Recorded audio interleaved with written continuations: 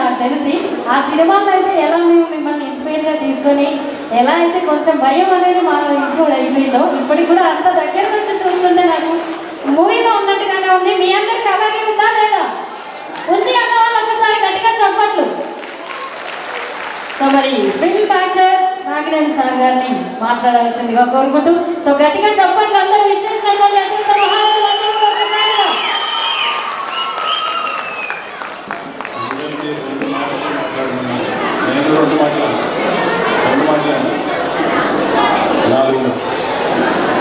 వేదికను అలంకరించిన పెద్దలకి, విచ్చేసిన పెద్దలకి, మీడియా వారికి అందరికీ వందనాలు.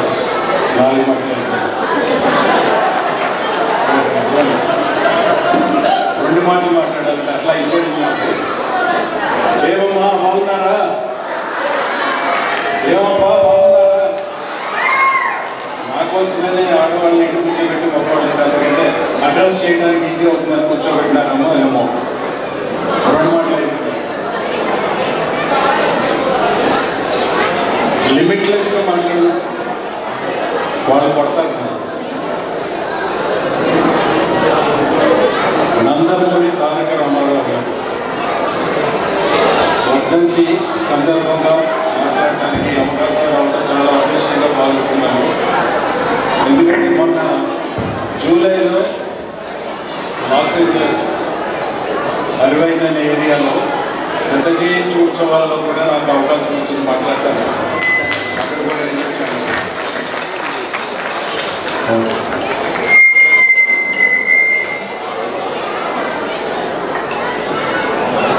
ఈ వర్ధంతి అనేది తీసేస్తే ఆయన మనలో బతుకున్నారు.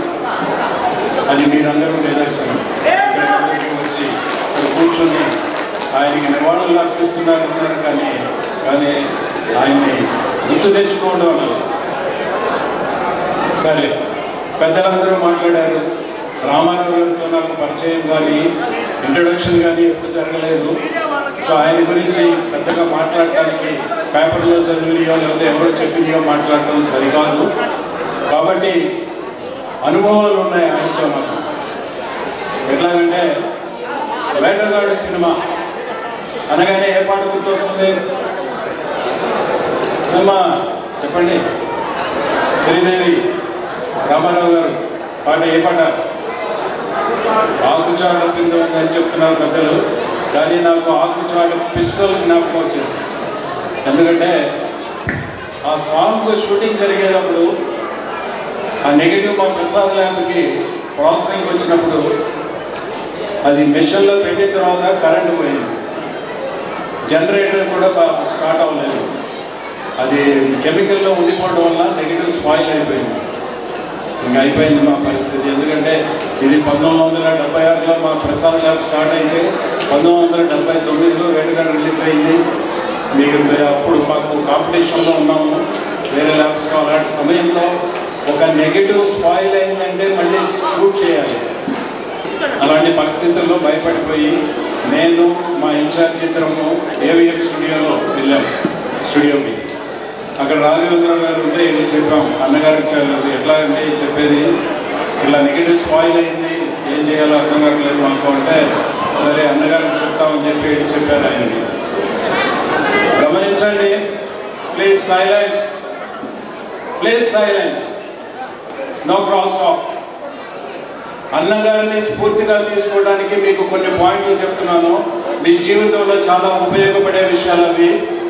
కాబట్టి మీరు క్రాస్ టాక్ లేకుండా వింటే మీకు ఉపయోగపడుతుంది. వెళ్ళలేదనుకోండి మీరు నష్టపోతారు.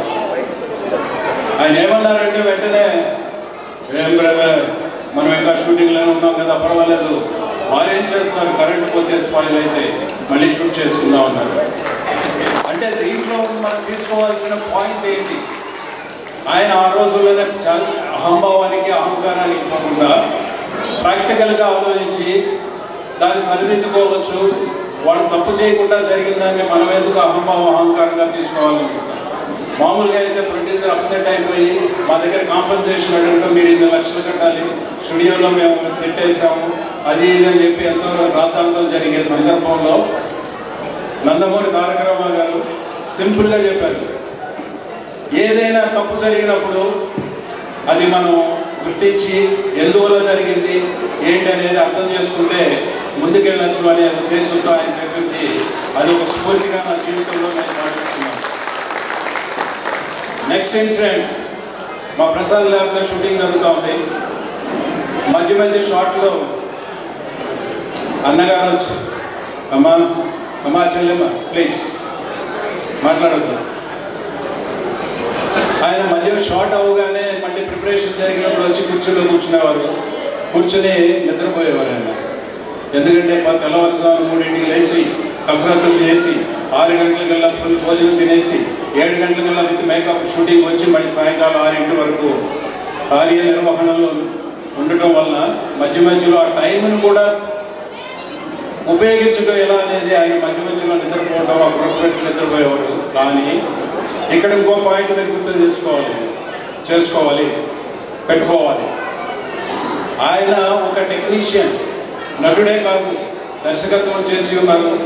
ఆయనకి ఒక షాట్ రెడీ చేయడానికి ఎంత టైం పడుతుందో అనేది మెంటల్ ఫిక్స్. ఆ మెంటల్గా ఆయన క్లాక్ ఆన్ చేసి ఇస్తారు. 5 minutes పడుతుంది అని చెప్పి ఆ 5 minutes ఆయన నిద్రపోయి అంత దూరంలో అసిస్టెంట్ డైరెక్టర్ వస్తున్న సందర్భంలో ఆయన కళ్ళు తెరిచి ఏం బ్రదర్ రెడీ అనేవారు. అంటే ఏంటి, పనిలో నిమగ్నం అయిపోయి ఆయన క్యాల్కులేట్ చేసి ఎవరు ఇబ్బంది పడుకోకుండా, అరే ఆయన నిద్రలో ఉన్నారే అని చెప్పి ఎవరైనా సంకోచించి పిలవకపోతే టైం వేస్ట్ అవుతుంది, పొద్దునుంచి సాయంకాలం వరకు ప్రొడ్యూసర్ ఎంతో ఖర్చు పెట్టి సినిమా తీస్తున్నాడు, ఇవన్నీ ఆలోచించుకుని ఆయన కావాల్సిన రెస్ట్ తీసుకుంటూ పని చేయడం అనేది మళ్ళీ అది స్ఫూర్తిగా తీసుకున్నాను జీవితంలో. ఆ తర్వాత ఇంకో సందర్భంలో బ్రహ్మర్షి విశ్వామిత్ర అనుకున్న సినిమా విశ్వామిత్ర టైటిల్. ఆ సినిమాకి ఆయన పొద్దున్నే 4 గంటలకి డబ్బింగ్ చెప్పడానికి వచ్చారు మా ప్రసాద్ గారికి. ఆయనతో పాటు ఆయన కొడుకు మోహన్ కృష్ణ గారు ఉన్నారు. మాది కొత్త థియేటర్ ఆ టైంలో. సరే, ఆయన వాయిస్ రూమ్ సపరేట్గా ఉంటుంది, కంట్రోల్ రూమ్లో మిషన్స్ అవన్నీ ఉంటాయి, అక్కడ నిలబడుకున్నాము.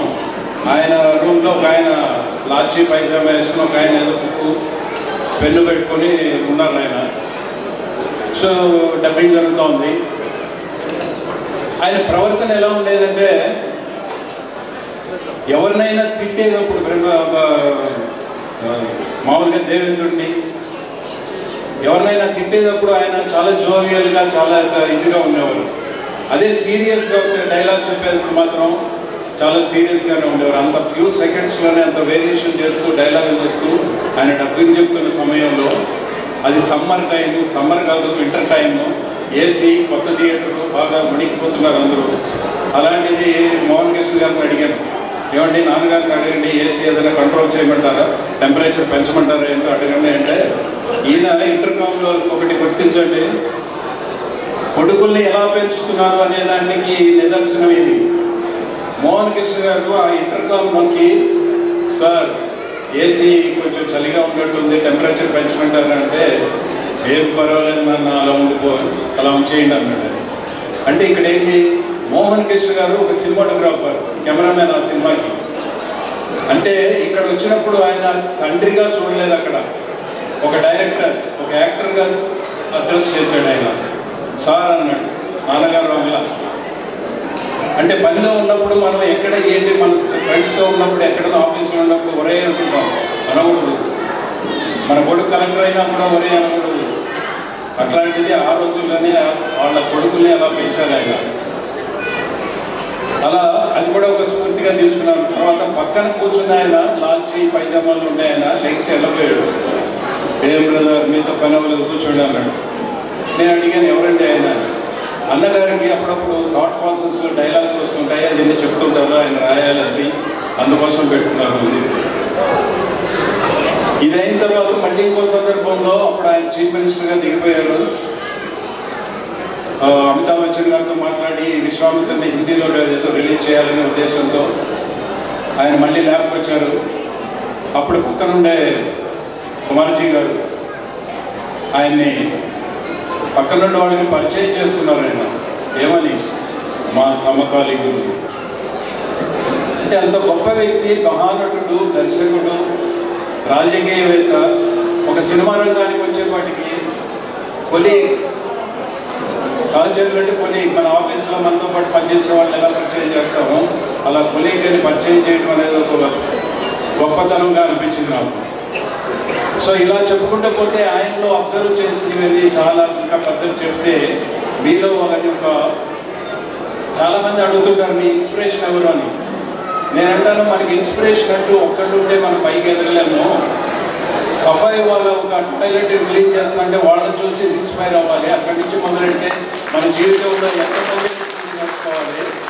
అలాంటి దాంట్లో రామారావు గారిని చూసి నేర్చుకుని చాలా ఉన్నాయి. నాగేశ్వర గారిని చూసుకుని ఇలా యంగ్గా నేను ఎవరిని అడిగితే మీ ఏజ్ ఎంత అంటే 30 అంటారు.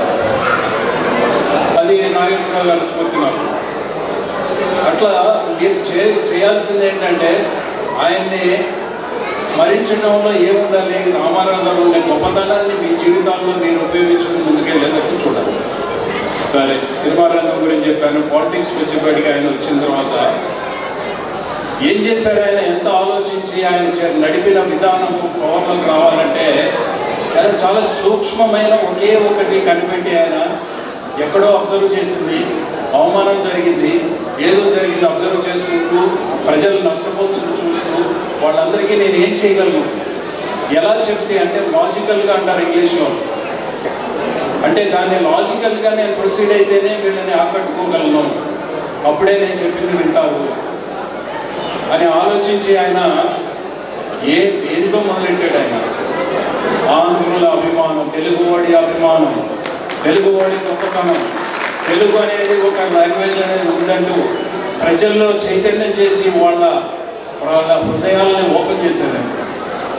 ఎప్పుడైతే మనలో ఒక గుర్తింపు తీసుకురావడానికి ఒక నాయకుడు వస్తున్నాడు, మనని గుర్తించి మన ఉనికినే ప్రపంచానికి చాటి చెప్పే నాయకుడు వస్తున్నాడు, అలాంటి నాయకుడు మనకు వచ్చి మంచి చేస్తాడనే నమ్మకంతో ప్రజలందరూ ఆయన తీసుకొచ్చి కూర్చోబెట్టారు. నాకు తెలిసి మన ఆంధ్రప్రదేశ్ ఎవరైనా ప్రూవ్ చేయమనండి, మన ఆంధ్రప్రదేశ్ మద్రాసు నుంచి విభజించిన తర్వాత ఒకే ఒక చీఫ్ మినిస్టర్ మన రాష్ట్రాన్ని అభివృద్ధి చేయడానికి పెను మార్పులు తెచ్చిన ఏకైక వ్యక్తి ఎన్టీ రామారావు గారు అని చెప్పారు. నేను ఒక పార్టీ పరంగా చెప్పలేదు, కావాలంటే మీరు హిస్టరీ తెలియదు చూడండి. చాలామంది ఒకళ్ళు ఆరంభించింది ఇంకోళ్ళు కంప్లీట్ చేస్తారు, ఇంకోళ్ళు చేసింది ఇంకోళ్ళు కంప్లీట్ చేస్తారు. కానీ ఆయన కొత్త విధానం, కొత్త పద్ధతులు, అంతకుముందు ఏ చీఫ్ మినిస్టరు దాన్ని ప్రపోజ్ చేయని పద్ధతులన్నీ అనూహ్యమైన మార్పులు తీసుకొచ్చి అడ్మినిస్ట్రేషన్ కెపాసిటీ ఆయనలో. ఆయన ఒక సంచి క్రాస్ బ్యాగ్ వేసుకుని ఒక సంచి వేసుకున్నాడు అంటే ఒక bag, is a chartered accountant. ఒక పెద్ద మ్యారేజ్ని కూడా ఆయన పాకెట్లో అని చెప్తా మన అనా పైసలతో కూడా లెక్కలు కట్టి ఇవ్వగలిగేంత అద్భుతమైన వ్యక్తి. ఆయనలో ఉండే దక్షత అది. మా మేనమామ గారిని ఆయన దగ్గర ట్రైనింగ్ అవ్వమని చెప్పి ఎల్వి ప్రసాద్ గారు ఆయన దగ్గర పెట్టారు. ఎందుకంటే చార్టెడ్ అకౌంటెన్సీ అనేది అవసరం లేదు, అకౌంట్స్ నేర్చుకోవాలంటే రామారావు గారి దగ్గర పనిచేయమని అక్కడ పంపించారు.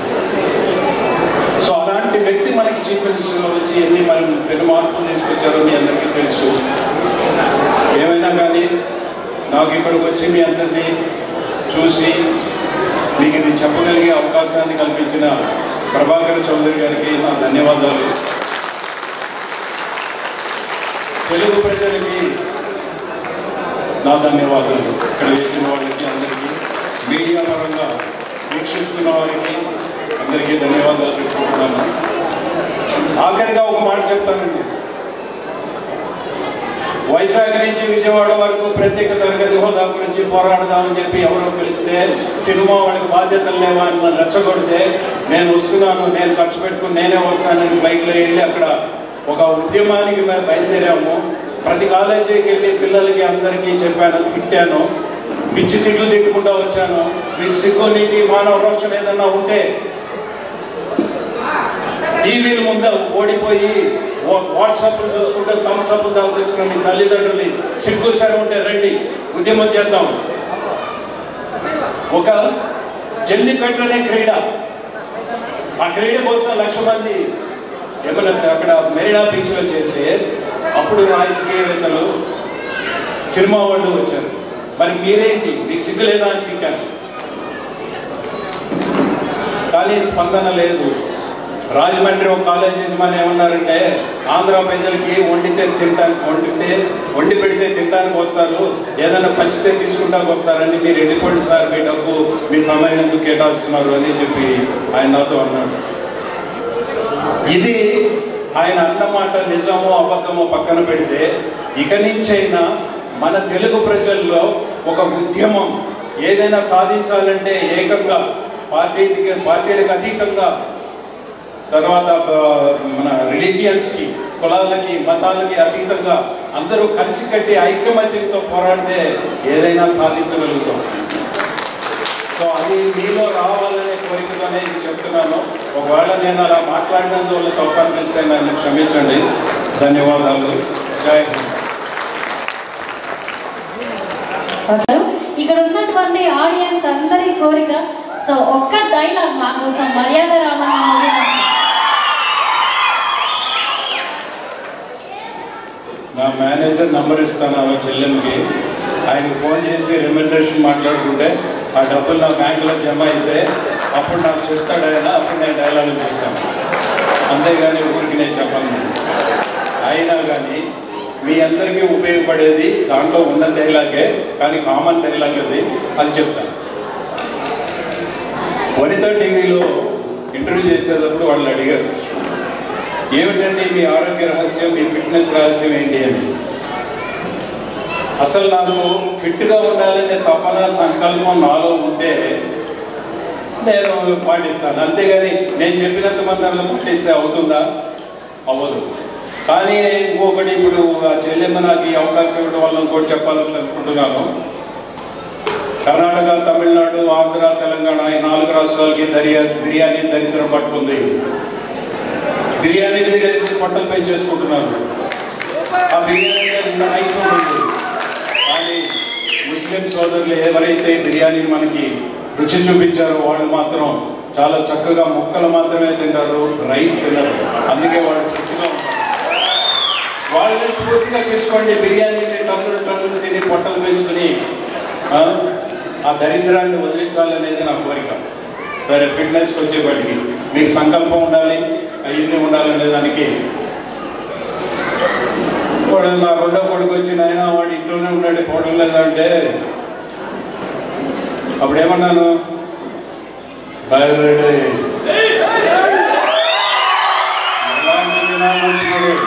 అని చెప్పి చెబుతూ, మనస వాచ కర్మణ నమ్మి పాటించేదేరా ఆచారం.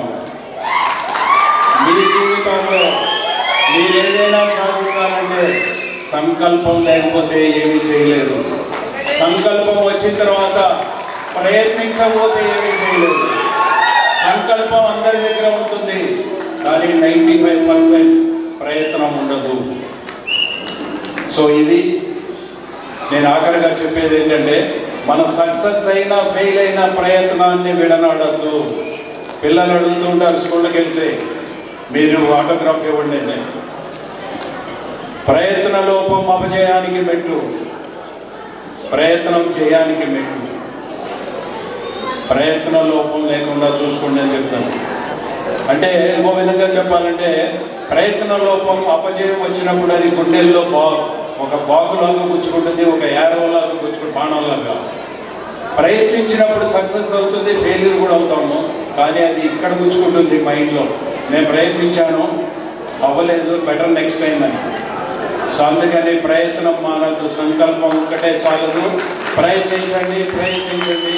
మీలో ఒక ఉద్యమాన్ని స్ఫూర్తిని తీసుకురండి.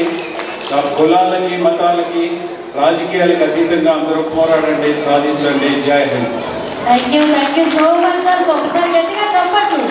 సో స్పెషల్లీ మరి డైలాగ్ కాస్త కోరింది మా తీసుకోబాబు గారు.